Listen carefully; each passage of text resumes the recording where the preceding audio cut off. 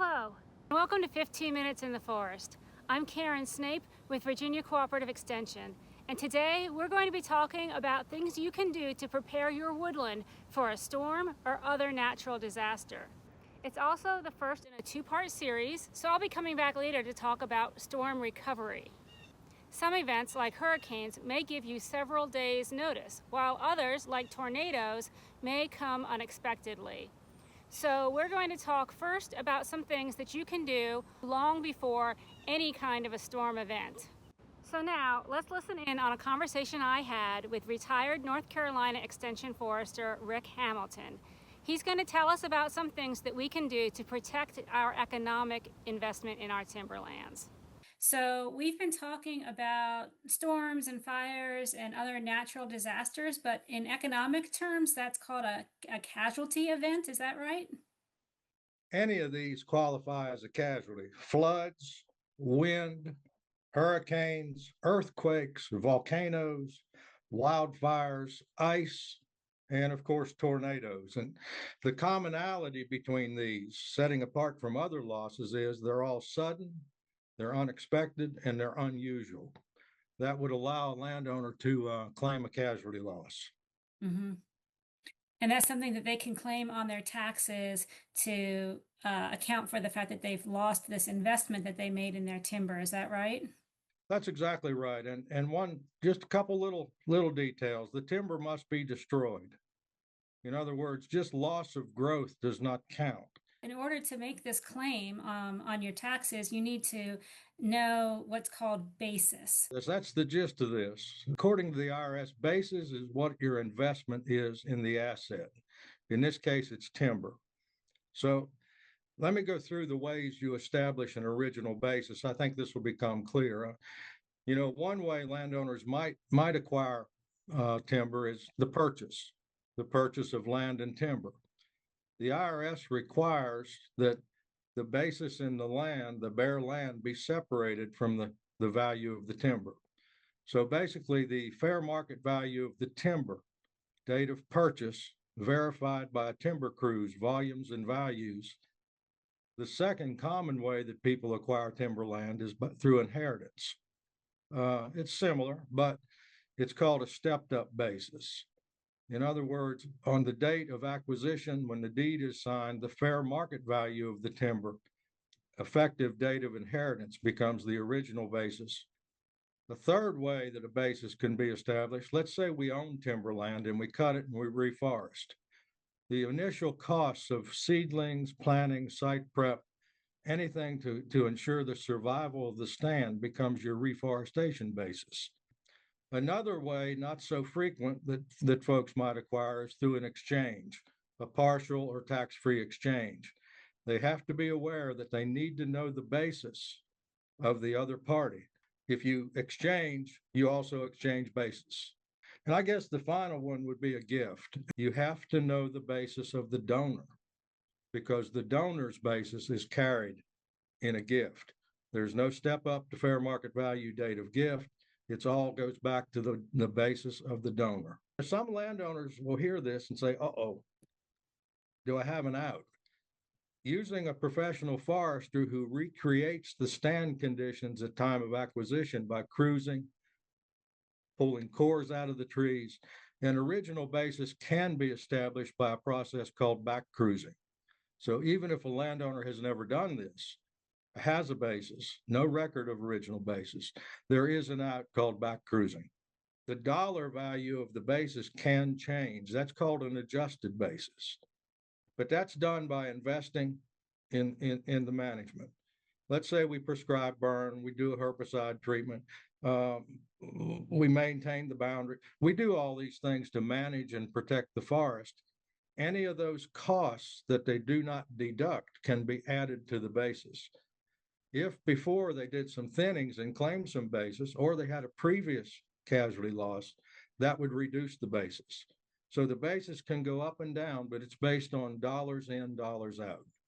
Not just that the trees have grown and become more valuable. And here again, the fair market value is not the loss, the basis is. So it's all tracking through records, receipts, professional forester letters, this type of thing. what has occurred over time as an investment in the timber. Great. So that's something that a landowner should do if they haven't already established basis. And they need to do that before the casualty event, right? Yes, it becomes extremely difficult to recreate original conditions with trees jackstrawed on the ground, shattered trees, this type of thing. I won't say it's impossible, but it's extremely difficult and expensive. It might outweigh the cost of the basis. But the key thing to this discussion is records. Have a record keeping system, have timber accounts, have land accounts, have reforestation accounts, have a record backed by verified and backed by professional letters, by records, receipts. That's the ultimate. Another thing that needs to be done early in your tenure as a woodland owner, and that needs to be done regularly, is maintaining roads and fire lines. If you own woodland, you probably know about maintaining woodland roads. But if you haven't thought about it, it's important that you do two things.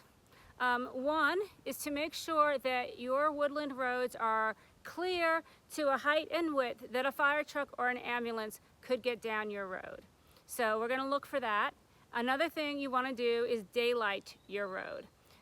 And you do that by pruning or removing trees that are on the side of your road, especially the south side or the west side, so that sunlight can reach the road surface, help to dry that out, help to melt snow or ice, and then your road will be more passable in bad weather, and it will also dry out faster, which will help it to stay maintained. And you don't need to clear, we're not talking about clearing so that trees can't fall on your road. That would mean clearing like 100 feet, and then you're gonna have to maintain 200 feet of open land for the whole length of your road with mowing and stuff. Maybe there are some places you wanna do that. That kind of habitat can be really good for a lot of different wildlife. But that's not what we're talking about here. We're just talking about clearing far enough that the sunlight can reach the road and help to melt snow or ice and dry out that road surface.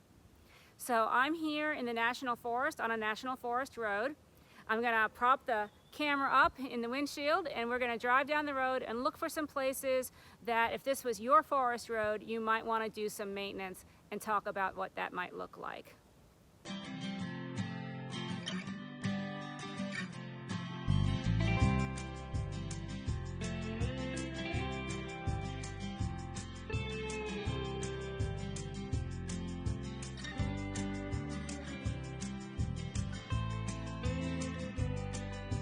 So as you can see, the Forest Service has done a great job of daylighting their road. There was a lot of sunlight hitting the road pretty much the whole way, but these are the types of trees you might look at removing. In this case, they're on the north side of the road, so they're not a problem, and that's probably why the Forest Service left them. But in a different orientation, they're exactly the kind of trees you'd want to remove.